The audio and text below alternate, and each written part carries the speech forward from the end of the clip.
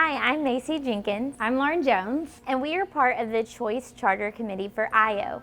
Today, we will be talking to different NISD staff members about incorporating choice in their classrooms.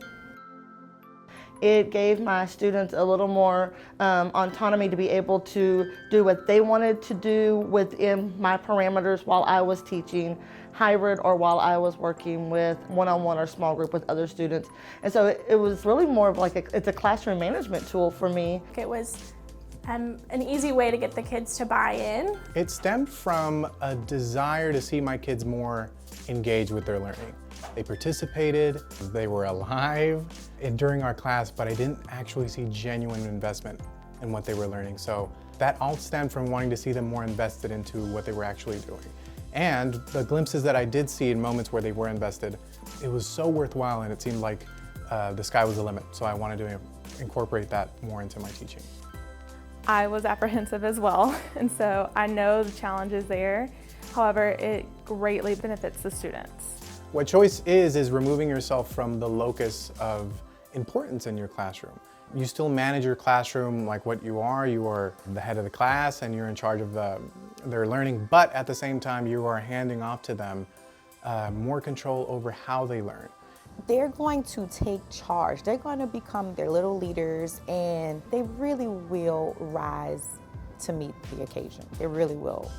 Do they make 100 on everything? And if students aren't perfect on every single part of the content yet, then there's room to grow and try different things. Now, a teacher, if they come to me and say that they have taken full responsibility in their classroom as the teacher and all their kids know every single thing about the content already, then by all means. But I'd venture to say that doesn't happen very often. So we can try new things and see what we can figure out. Try it. Just releasing control to your students it's hard, especially if you're one of those teachers that likes everything a specific way. But give it a chance and by the end it will work all of its little kinks out.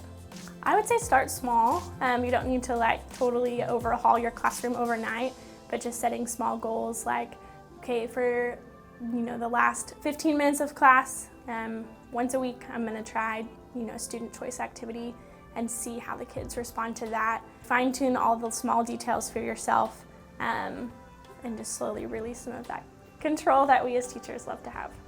It's certainly the empowerment that it gives students. It allows students to feel like have control over which path they're gonna take. There's so many angles to learn content from and each kid is a different case in terms of how they attack a problem, that we're able to see these are the strengths this kid has because I gave them the opportunity to just look at a problem and say, this is how I'm gonna address it, instead of giving them one way to address it. Because I'm giving them the choice and they feel that they're leading their classroom and getting to choose what they wanna do, how they wanna learn, the learning goals, again, they're all in.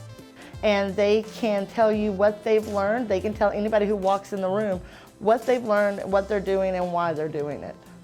Your classroom feels like it shrinks a little bit, and so you are able to meet individual students' needs a little bit more easily because you're aware of what those needs are. By kind of breaking the classroom down into smaller groups based on what the kids have chosen, that allows you to pay attention to specific groups or students that maybe if everyone was just doing the same thing, you might not have picked up on.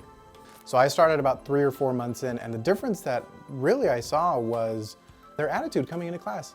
The difference in being the students are more advocates for themselves. They want to learn math, where usually when I get them, they're like, oh, I stink at math, I don't want to do this, I'm already a failure at it. And so we changed that mindset completely. And they just grow. They want to learn. I began applying choice about 3 years ago consistently in pretty much every lesson. I saw my kids go beyond what I was originally expecting them to do. I mean, it's like because they had that choice and it felt like that they had a little bit more ownership, they took the learning goal and they soared with it. In the last 2 or 3 years, I bought into the idea more. It's one of those things where the more you do it, the more you want to do it. And the buy-in on their part was huge. Well, whenever you start anything new, there's a learning curve, both for me and for the students. But as time has gone on, I've learned how to relinquish control more effectively and how to facilitate more effectively. That's really the tricky thing. Not just take a full step back and just act like you're not even in the room, but still be there and be present while allowing the kids to take risks themselves in their learning. For someone just starting out, I think if you're working in small groups, always having that timer going, always having something visual for the students to see and to know the pacing for the activity. Kind of keeping the pace moving in your classroom, I think, is key.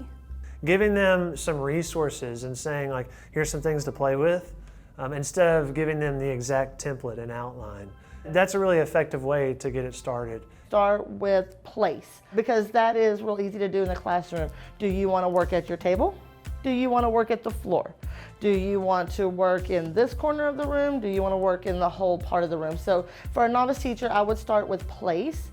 That's kind of where I started with, and then I branched out from there.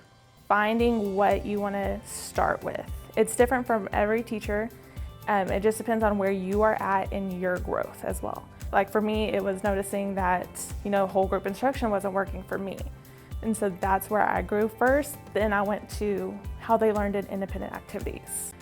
Hopefully you've seen today how teachers all over Mesquite ISD have chosen to incorporate choice into their classrooms. So the question is, are you ready to incorporate choice in your classroom?